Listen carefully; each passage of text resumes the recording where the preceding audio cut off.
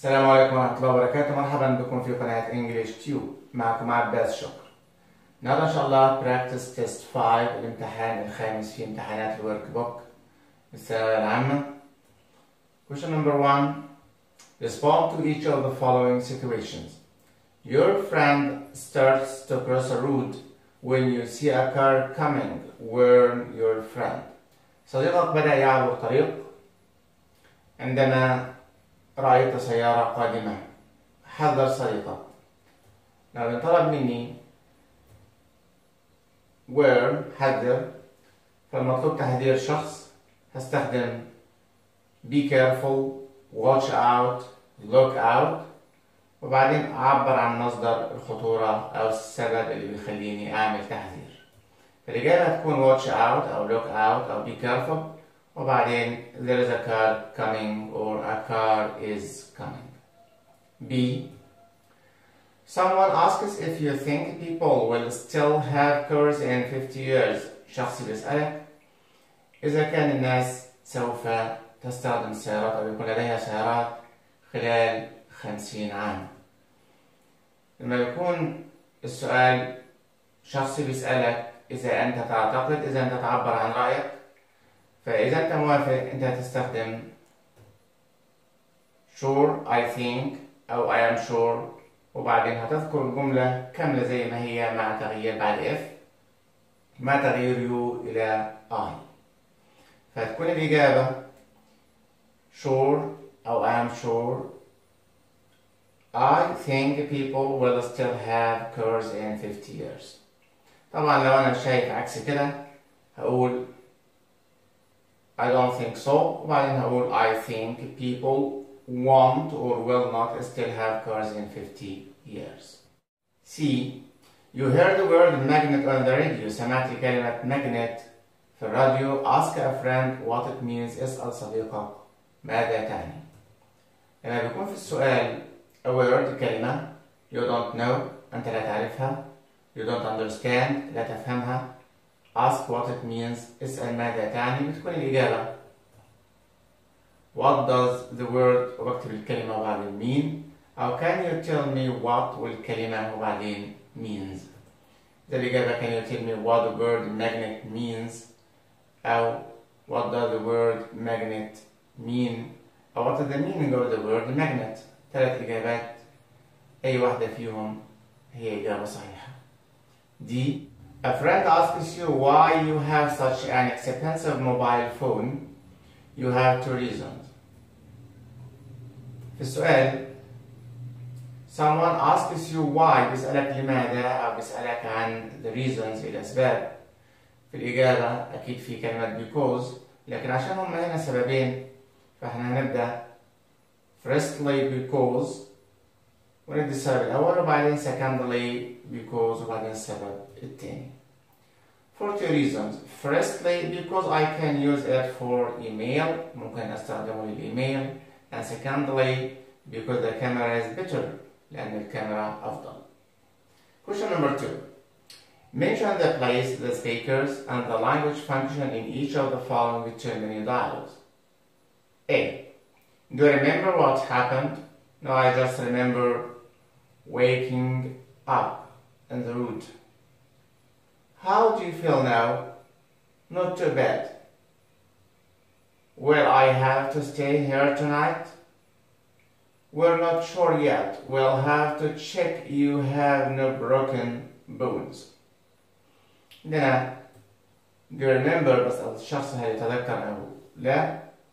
كمان بسأله how do you feel now؟ كيف تشعر؟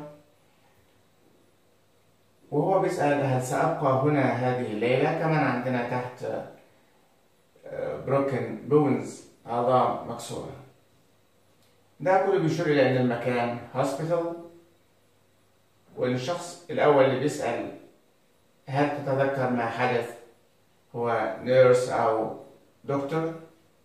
الشخص الآخر هو patient مريض، لكن عشان هو ربما يكون عنده عظام مكسورة فهو شخص ناجي من حادث، يبقى patient or someone who has been hurt in a road accident، أصيب في حادث طريق.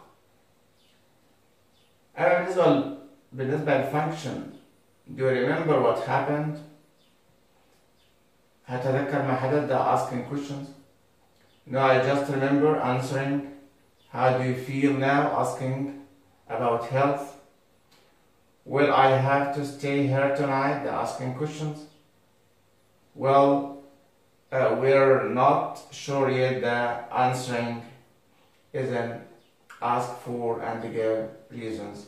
وإعطاء الأسباب. طبعا إعطاء السبب موجود في we're not sure yet. لسنا متأكدين.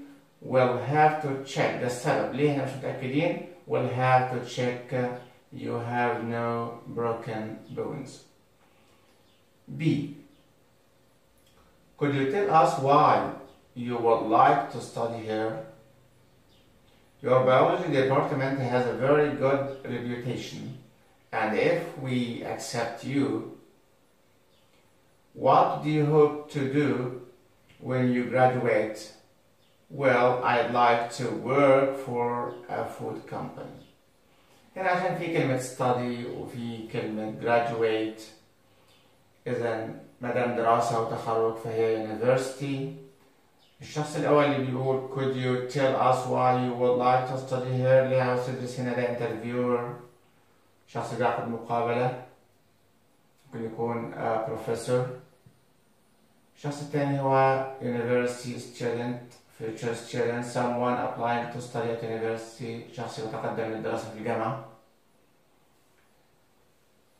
الفانكشن could you tell us why is an asking and answering. Ask and answer interview questions. Question number 3. Choose the correct answer from A, B, C, or D. Number 1.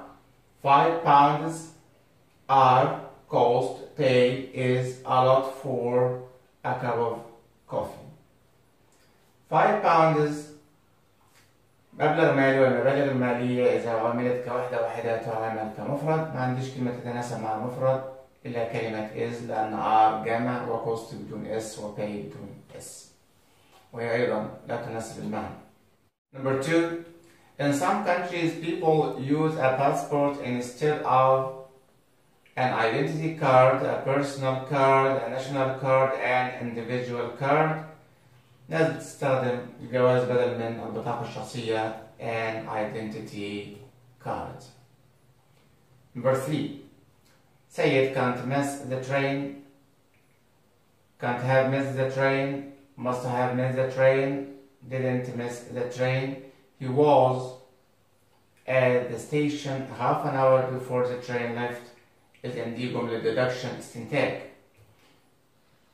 في الاستنتاج لازم أقرأ الجملة اللي قبل الاختيار أو بعد الاختيار، المهم الجملة الكاملة بقرأها كويس قوي وأفهم منها، لأن هي دي الجملة اللي هستنتج منها. He المقصود بسيد was at the station كان في المحطة half an hour before نصف ساعة قبل أن يغادر القطار.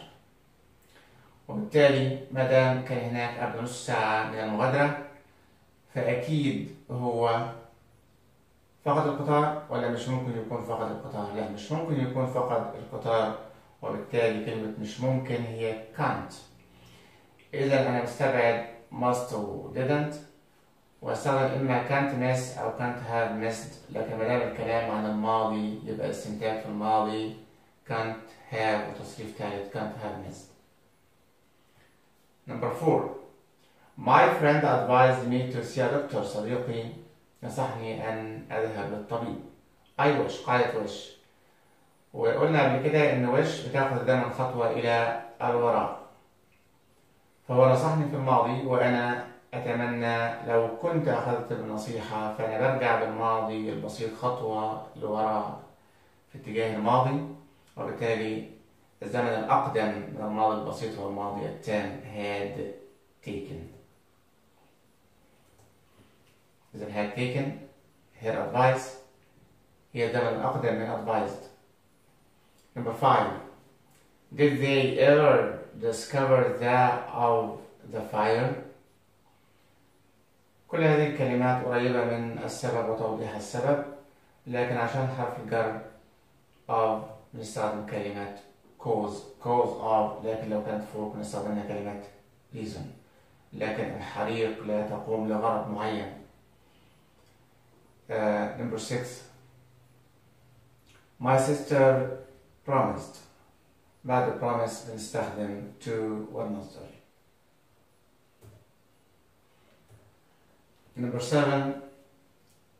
I've just finished a novel whose طبعا مستبعد كلمة who لأن novel اسم غير عاقل، فنستبعد هو.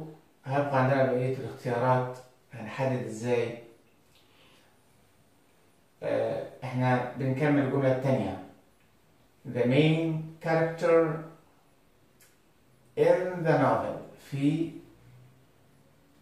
القصة الشخصية الرئيسية في القصة is an 8-year-old man. يا رجل عمره 80 عام. فلما جيت أكمل الجملة اللي بعد الاختيار لقيت إن المفقود منها المحذوف منها عبارة in the novel. الشخصية الرئيسية in the novel في القصة. إذا أنا محتاج in و which، فالإجابة هي in which. Number 8. Have you heard؟ هل سمعت؟ They have discovered a or an new treatment for flu. اكتشفوا علاج جديد للإنفلونزا. وطبعا الاختيارات effective فعال، useless غير مفيد أو غير مستعمل، real حقيقي، cruel قاسي. فالمعنى المناسب هو كلمة effective treatment علاج فعال. Number 9. She thinks, believes, regards, looks, sports as a very important part of her life. ربما thinks تنفع، believes تنفع، regards تنفع، لكن الفيصل ما بينهم لأنهم كلهم بيعبروا عن وجهة النظر. الفيصل هنا وجود حرف الجر as اللي بيستخدم مع كلمة regards. لكن احنا لو كنا شلنا كلمة as من الجملة وحطينا is مثلا كانت تبقى she thinks sports is a very important part of her life. فمهم جدا اخد بالي من حرف الجر، الكلمات المتشابهة، ايه الفرق الاساسي بين كل كلمة والتانية. Number 10. on، وطبعا on بيأتي بعدها مباشرة فعل في ing on hearing. Number 11. There was great when our team won the football match. كان في ايه عندما فاز فريقنا بمباراة كرة القدم؟ كان في great excitement يعني فرحة أو إثارة عظيمة أو كبيرة. كلمات تانية مستبعدة تماما مش قريبة من المعنى. يمكن كلمة procession في موكب، لكن هي ليه بعيدة كلمة موكب مرتبطة بالاحتفالات الرسمية. وحتى لو قلنا إنهم هيخرجوا في موكب الاحتفال محتاج عشان تبقى a great procession، لأن procession اسم يعد. Number 12. He wasn't getting enough exercise. لم يتدرب بما يكفي. He joined a sports club. التحق بنادي رياضي.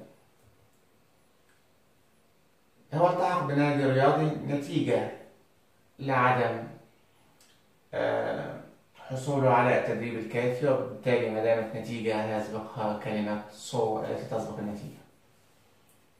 13. I have seen an interesting article on the internet. أنا رأيت مقالة شيقة على الإنترنت which I have onto my computer. I have received, I have done, I have downloaded, I have written, I have downloaded onto my computer. 14. By this time next week the exam results will. If you would by this time next week دي إشارة إلى المستقبل التام. المستقبل التام يعني ولها وتصريف ثالث أو ولها بدون تصريف ثالث لو كانت مبنية للمجهول. هنا نتائج الامتحانات مش هي اللي هتطبع، إنما هتطبع في الجملة مبنية للمجهول، فنستخدم have been published. will have been published مستقبل تام مبني للمجهول. 15 I like that photograph on your computer screen. ده مصطلح على بعضه وهي شاشة الكمبيوتر. 16 Nader is really about all kinds of sport. He loves playing and watching it. هنا الكلمات اللي عندي هي مرتبطة بحروف جر، فكلها صفات ومعظمها يناسب المعنى. كلمة interested تناسب المعنى، وكلمة keen تناسب المعنى، enthusiastic تناسب المعنى. ممكن أكتب بعيد عن المعنى مستبعدة، لكن الفرق بين interested و enthusiastic و keen هو حروف الجر. interested محتاجة حرف الجر in، و keen محتاجة on، أما مع about فأنا بستخدم enthusiastic about. 4 Find the mistake in each of the following sentences, then write it correctly. A. When I have nothing to do, I feel really boring. عندما لا أجد ما أفعله أنا أشعر أنني حقيقة، هنا كلمة ممل لا تناسب المعنى، إنما أشعر أنني شاعرا بالملل، وبالتالي نستخدم كلمة bored التي تعني شاعرا بالملل. وهنا لازم أكون فاهم الفرق ما بين الصفات المنتهية ب ing والصفات المنتهية ب ed. الصفات المنتهية ب ing تعني اسم الفاعل صاحب التأثير، أما المنتهية ب ed فتعني اسم المفعول من وقع عليه التأثير. فعندما لا أجد ما أفعله أنا أشعر بالملل، أي يصيبني الملل، يقع علي الملل، فأنا محتاج صفة فيها ed. أما لو كنت بتكلم عن فيلم وهو الذي يسبب الملل كنت أستخدم boring عشان يكون صفة منتهية ب ing، أي أن الفعل هو الذي تسبب في الملل.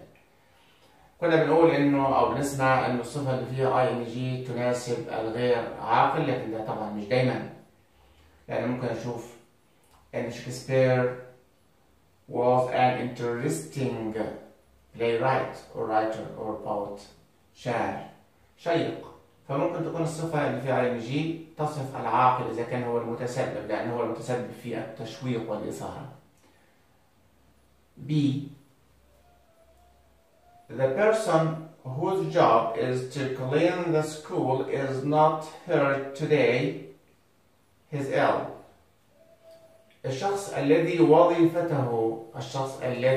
وظيفته إذا هنا في ملكية، فبدلا عن who is الشخص الذي يكون وظيفة، وهذا خطأ طبعا، البديل بتاعها whose التي تفيد الملكية، الشخص الذي وظيفته.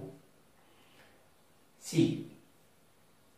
When كلثوم died، عندما ماتت كلثوم thousands of people attended her، آلاف الناس حضروا زفافها. طبعا في وجود كلمة died ماتت لا يصلح استخدام كلمة willing، إنما نستخدم كلمة funeral يعني حضرت جنازتها funeral بدلا عن willing. D. You should reinvent paper rather than throw it away. يجب أن تعيد اختراع الورق بدلا من رميه. بدلا من رميه صحيح، لكن تعيد اختراع، احنا مش هنخترع الورق من جديد، فالخطأ في كلمة reinvent، إنما تعيد استخدام أو تقوم بعملية التدوير اللي هي recycle. يبقى you should recycle water، تعيد استخدام أو تقوم بتدوير الورق بدلا من رميه. E. Some people believe that in the future water will use as a fuel for cars. بعض الناس بتعتقد أنه في المستقبل الماء سوف يستخدم. الماء لن يستخدم، فالخطأ في will use، والتصحيح أن الماء سوف يستخدم مبني المجهول، فنحول will use إلى will be used. F. Despite he is 68, my grandfather is still working. رغم أن عمره 68 عاما، جدي لا يزال يعمل، معنى صحيح، لكن المشكلة في الجرامر. في وجود he is دي جملة كاملة فاعل وفعل، لا تتناسب مع despite اللي بيجي وراها عبارة وليست جملة، يعني إما اسم أو فعل فيه ing دون فعل مصرف، دون وجود فعل مصرف مضارع أو ماضي يعني. في الحالة دي هنستبدل كلمة despite ب although اللي بيجي وراها جملة كاملة، فتصبح الجملة although he is 68 my grandfather is still working. أو نعكس، نحتفظ ب despite كما هي ونحذف الفاعل ونحول الفعل من فعل مصرف في التصريف الأول أو الثاني وهو كلمة is إلى فعل في ing فيصبح being. تبقى الإجابة despite being 68 my grandfather is still working. Question number 5. Read the following passage then answer the questions. هنقرأ القطعة، هنحاول نخمن معاني الكلمات الجديدة والكلمات الغير معروفة، ونبدأ ب question number 1. How many women wanted to travel in space when Valentina applied for the job? كم عدد النساء اللي حاولوا يسافروا إلى الفضاء عندما تقدمت فالنتينا الوظيفة؟ في هذا السؤال استخدام كلمات في السؤال غير الموجودة في القطعة لكنها تساويها في المعنى. ففي السؤال wanted to travel أرادت أن تسافر بمعنى applied تقدمت للسفر، وده موجود في السطر الثاني. She had been chosen from more than 400 others who applied. 400 من الآخرين الذين تقدموا بمعنى الذين أرادوا أن يسافروا wanted to travel. إذن في الإجابة 400 women. Question number 2. What does the experience mean and how the experience affected women's minds and bodies? Question number 2. What does the experience mean and how the experience affected women's minds and bodies? هنا في question number 2 السؤال عن إلى ماذا تعود أو ماذا تعني الكلمة أو الضمير المطلوب، وهنا the experience بمعنى التجربة، والتجربة جاية معرفة معناها أنه سبق الحديث عنها والكلام عنها. فهنرجع لورا ونشوف الجملة بتبدأ في السطر الثاني ب during her 3-day flight أثناء رحلتها الجوية ذات الثلاثة أيام. her rocket orbited the earth صاروخ دار حول الأرض 48 times 48 مرة. Valentina did tests on herself عملت اختبارات على نفسها to find out how the experience لتعرف أو تكتشف كيف التجربة أثرت في women's minds and bodies في جسم وعقل المرأة أو النساء. وبالتالي التجربة هنا هي her 3-day flight رحلتها ذات الثلاثة أيام، أو ممكن أعبر من عندي وأقول it means إنها تعني being in space كونها في الفضاء. فالإجابتين صح، إن أقول إن the experience means her 3-day flight in space أو her 3-day flight أو being in space. Question number 3. What was Valentina's hobby as a young woman? ماذا كانت هواية فالنتينا كشابة؟ Question number 3 استخدام كلمات في السؤال غير موجودة في القطعة لكنها مساوية لها. فهنا her hobby or Valentina's hobby هوايتها، مقصود بها what she enjoyed ماذا استمتعت، أو what she liked ماذا أحبت. فالإجابة she enjoyed parachuting. Question number 4. How old was Valentina when she went into space? كم كان عمرها عندما سافرت الفضاء؟ هنا في السؤال مطلوب احتساب العمر، وعندنا تاريخين: تاريخ الميلاد وتاريخ السفر. تاريخ الميلاد 1937 وتاريخ السفر 1963. قم بعملية الطرح، هنلاقي الإجابة 26 years. Number 5. How did Valentina feel when she was in space? كيف كانت تشعر عندما كانت في الفضاء؟ في السؤال الخامس استخدام كلمات أيضا موجودة في السؤال ومش موجودة في الإجابة. فعندي في القطعة she felt ill كانت تشعر بالمرض، مفيش كلمة ill في الإجابة، لكن في not well اللي تساوي نفس المعنى. Question number 6. Read the following passage then answer the questions. هنقرأ القطعة ونخمن الكلمات الجديدة أو الكلمات الغير معروفة. ونبدأ ب question number 1. What is the writer's problem? ما هي مشكلة الكاتب؟ هنا في السؤال عدم استخدام الكلمة المحورية في السؤال داخل القطعة، ولكن بنستخدم وصف أو توضيح ملامح لهذه الكلمة. يعني في القطعة توضيح اللي هي إيه المشكلة من غير ما أذكر كلمة مشكلة. المشكلة هي I have never been a fast reader موجودة في السطر الأول، ممكن أكمل كمان السطر الثاني وأقول as a child it took me 2 weeks to read a book that my friends could read in a few days. ممكن أجاوب باختصار he is a slow reader. Question number 2. What did the writer's parents do? ماذا فعل والديه والد الكاتب؟ هنا السؤال الثاني والثالث كمان هي أسئلة مباشرة وبسيطة. السبب أن الكلمات المحورية الموجودة في السؤال لم تذكر إلا مرة واحدة في الإجابة. ففي السؤال الثاني كلمة parents وماذا فعلوا موجود في السطر الثاني this word my parents. So لذلك ماذا فعلوا؟ They took me for an eye test. دي الإجابة. They took him to have an eye test or for an eye test. Question number 3. Why is reading in bed not the answer to the writer's problem? ليه القراءة في السرير في الفراش لم تحل مشكلة الكاتب؟ هنا I sometimes read in bed where it's quiet. But لكن هذه القراءة في السرير حيث الهدوء لكنها لم تحل المشكلة. If I am tired, I fall asleep after a few minutes. بنام بعد دقائق لو أنا مرهق. And forget what I have read the next day. وأنسى اللي قرأته في اليوم التالي. إذن أنه قراءة في السرير لم تحل مشكلة الكاتب.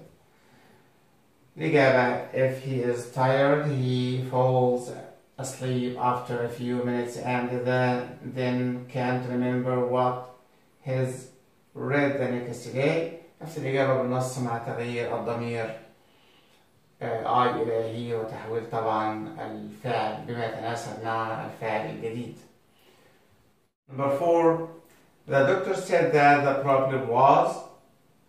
الطبيب قال أن المشكلة كانت that he needed glasses محتاج نظارة. He had serious eye problems عنده مشكلات خطيرة في العين. He was lazy كان كسول. He found it difficult to concentrate وجد أن من الصعب أن يركز. هنا كمان السؤال الرابع هو سؤال من الأسئلة المباشرة والكلمات المحورية موجودة في السؤال هي نفسها موجودة في القطعة. وبالتالي في السطر الثالث he والكلام عن the doctor. He thought I was probably lazy. فكلمة lazy موجودة بشكل مباشر والإجابة he was lazy. Question number 5. What does the writer think causes the problem? إيه اللي شايف أو معتقد الكاتب أنه هو السبب في المشكلة؟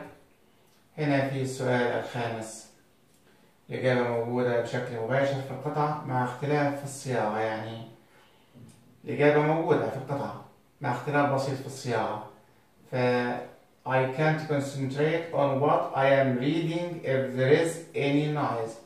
أنا لا يمكنني التركيز على ما أقرأه عندما يكون هناك ضوضاء حولي. ده الموجود في القطعة. إذا المشكلة هي الضوضاء. Noises make it difficult for him to read. الضوضاء تجعل من الصعب عليه أن يقرأ. ننتقل إلى السؤال اللي بعده وهو paragraph. Write an email to a friend describing where and when You must enjoy reading. اكتب إيميل إلى صديق تصف له أين ومتى تستمتع أكثر بالقراءة. طبعا هنا مش هيجيلنا إيميل، هيجيلنا باراجراف، وبالتالي هنكتب نفس الموضوع على شكل باراجراف. أما إذا حصل لي إيميل ولا مشتغل هكتب في البداية to إلى، واكتب أي اسم at yahoo.com from واسم الراسل كمان at yahoo.com، وبعدين subject where and when you most أو I most enjoy reading. فسهل الدباجة اللي فوق تحط قبل الإيميل بس، بعد كده أنا هكتب بشكل طبيعي دير عزيزي فلان، واكتب موضوعي كامل، واكتب في الآخر yours، واكتب اسم الراسل. لكن احنا هنكتبه على شكل باراجراف بهذا الشكل. Where and when I enjoy reading. أين ومتى أنا أستمتع بالقراءة. باراجراف ممكن يكون بهذا الشكل. الجملة الرئيسية reading is very enjoyable and useful hobby. القراءة هواية مفيدة وممتعة جدا. That's why لذلك it's important to choose the suitable place and time to read. إنه من المهم أن تختار المكان والوقت المناسب للقراءة. I enjoy reading in the library. هنا بحدد المكان. أنا بستمتع بالقراءة في المكتبة. There I can find all the books I want in one place.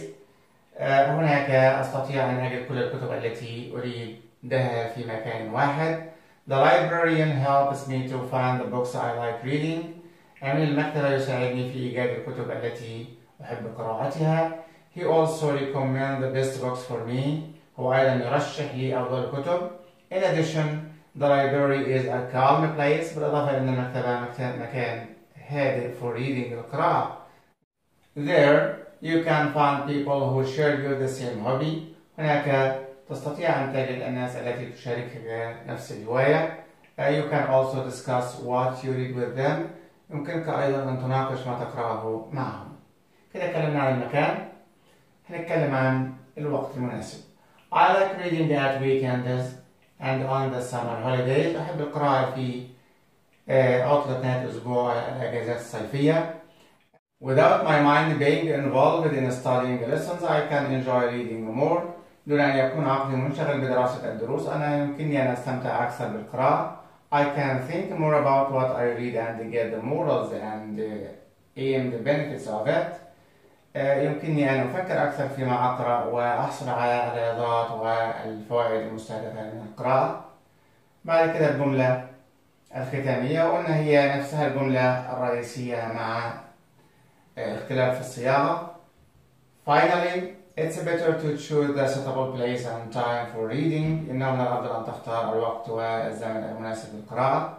As reading is very enjoyable and useful hobby. لأن القراءة هي هواية مفيدة وممتعة. Question number 9.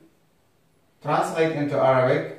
Every year millions of trees are cut down to make new paper. Fortunately, trees that give us the best wood for paper grow very quickly. All paper can also be recycled. كل عام وكل سنة يتم قطع ملايين الأشجار لتصنيع أو لإنتاج أو لعمل ورق جديد. لحسن الحظ الشجر الذي يعطينا أجود أو أفضل أنواع الخشب للورق أو لصنع الورق ينمو بسرعة كبيرة، كما أنه يمكن إعادة تدوير الورق القديم. Translate into English. إذا لم تجتهد أكثر في دروسك سوف تفشل في الاختبار. If you don't study a bit harder, you will fail the test. سوف ترسب في الاختبار. 2. أعتقد أن الناس سوف تستمر في قراءة الكتب من أجل المتعة. I think people will go on reading books for their own enjoyment. بكده انتهينا من حل امتحان الورك بوك الخامس. إن شاء الله الفيديو القادم هيكون حل امتحان الورك بوك السادس practice test 6. إذا عجبك الفيديو دوس لايك and subscribe.